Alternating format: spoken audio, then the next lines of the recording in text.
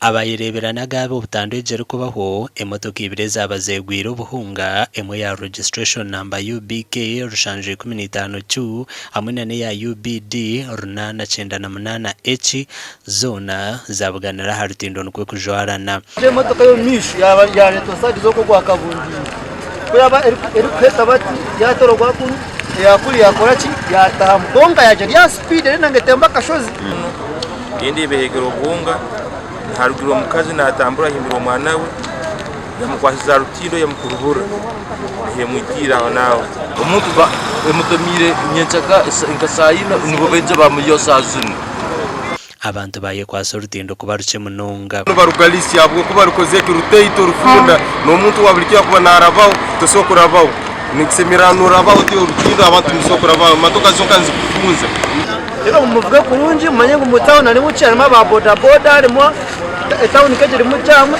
so mutuvugire kurunji kurango tumwamara abantu omugandi bwanyima yo kumarakire ebyamagara bari kucumbagira district ya Kitagwende tunjire ambulance erabene bayambaho kusya barwire abatarukwe basaha amarwaro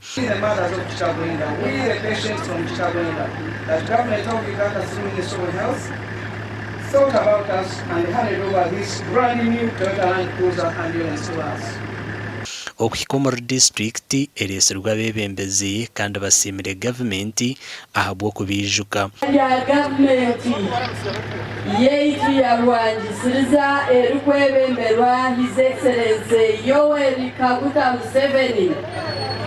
kantware omugishogu ogwo kusima government yitu ahabwe birungi ebyeri kutukora na munonga nk'abanyakitagwenda.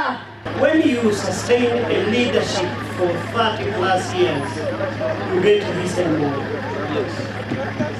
And for that, the President of the Republic of Uganda has given this as part of your tax. Orukore byamagara Dr. Irene Kayimakazi nabwe nagira ngwe mahanda mibi eriyo ne yongere kizubeki konka abantu ba Kitagwenda abinji majority babira barukwebasa kandi amarwariro gitu gatatine munonga hariho distance impango kurgaho one facility kuzahandije